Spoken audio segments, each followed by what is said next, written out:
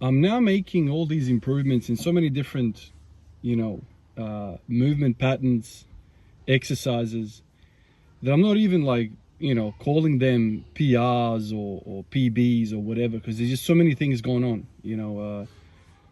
I'm constantly setting new PRs on the wide stand squats and all these different box heights. That's for one. I don't broadcast it because my main ideas for what I want my milestones to be, the basics, the back squat, the front squat, deadlift, bench press, overhead press. Those are kind of the things that, I set out to improve at the start of the whole journey. These are kind of the foundational ideas. But when you are training in a conjugate type of, method, when you're thinking about so many freaking variations of exercises, you are setting PRs essentially at least once a week. A few days ago, I set a PR on a 12-inch box, wide stance. Essentially, like, I could make every single video say PR, PR, PR.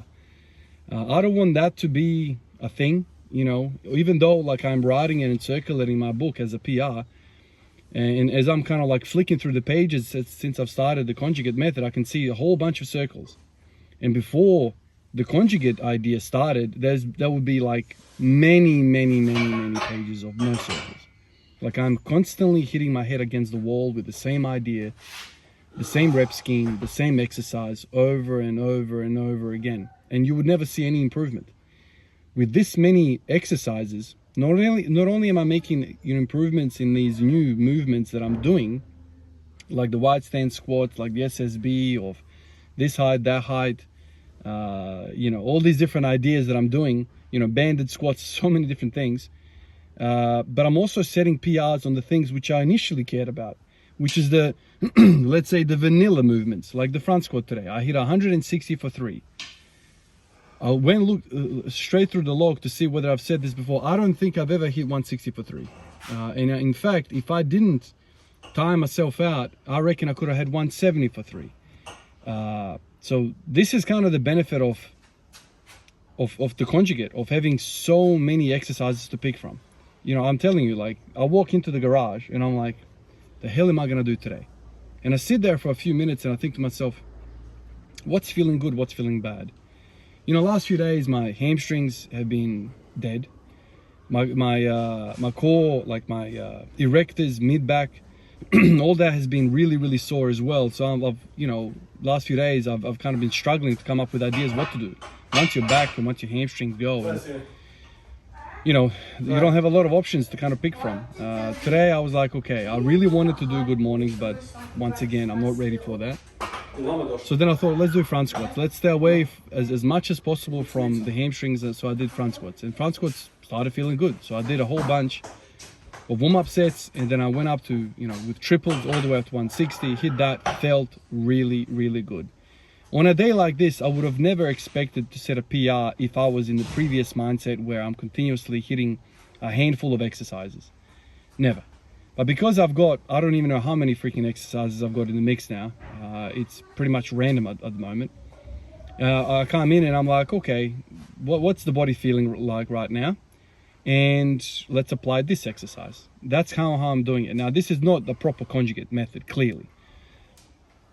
I've taken the ideas from conjugate, like I've taken ideas from every single freaking thing that I've ever come across.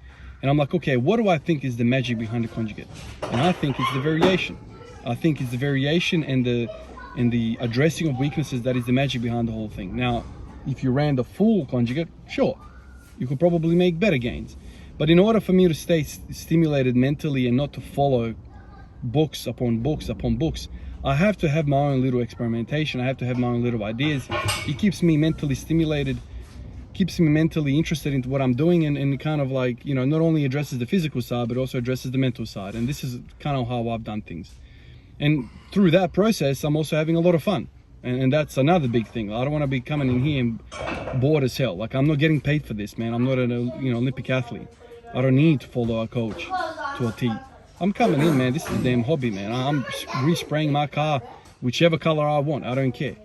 And that's kind of how I treat this stuff. And, with a wide exercise selection that I have right now, it's like literal, I come in, I'm like, okay, what do I reckon I can do today?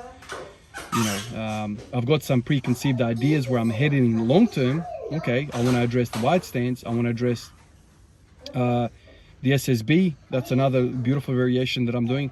I want to address the verticality, so probably I'm thinking glutes. Glutes is my weakness right now.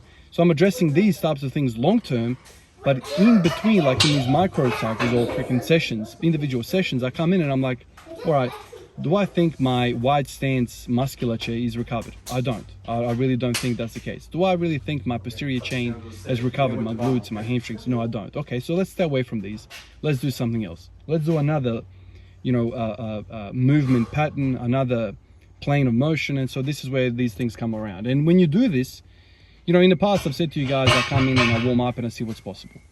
Now I come in and I'm like, I warm up and I'm like, okay, what is the body offering today? Not in the sense of intensity and how high we're going to go, but planes of motion. So I've essentially added another dimension to my thinking, applying this conjugate method. It's no longer how hard do I push, but it's also where do I push? Which group of muscles, which exercise do I push? And so it's added another dimension, which allows me to further auto-regulate a little bit better.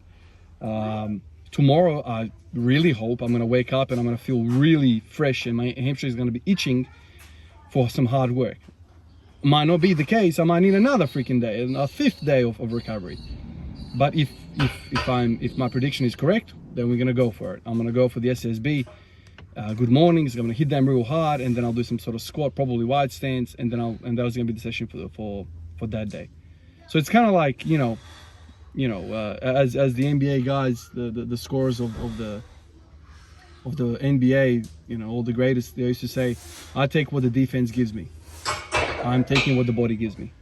There's no point trying to go dunk on Mutombo.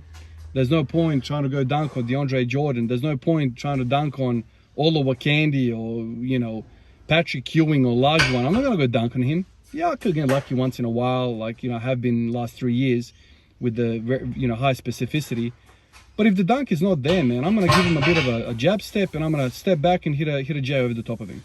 That's it. He's giving me that. He's not giving me the ring. He's giving me the J. So I'm going to take the damn J. So that's kind of how I'm kind of, I always go back to my basketball instincts. This is what I'm doing with the conjugate.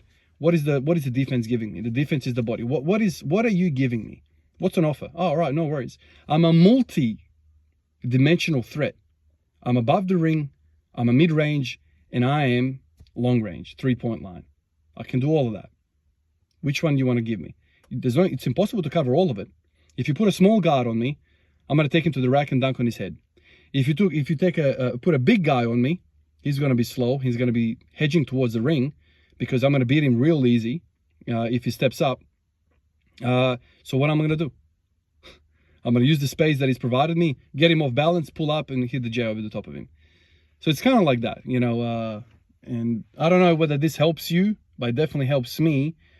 Once again, like my sporting started with basketball, team sports, and I always kind of go back to, some of the fundamentals that I've learned from that sport, and I'm always continuously applying it to weightlifting and strength training. Sometimes it doesn't correlate, the ideas clash, but it's my home. That's kind of like my baseline, my introduction to physical performance, and so anytime I can make a connection like that, it makes sense. Conjugate is that to me. Conjugate is what is the defense giving you, and then go from there. It doesn't have to be a hard penned in thing for the next 12 weeks. Hell no, man.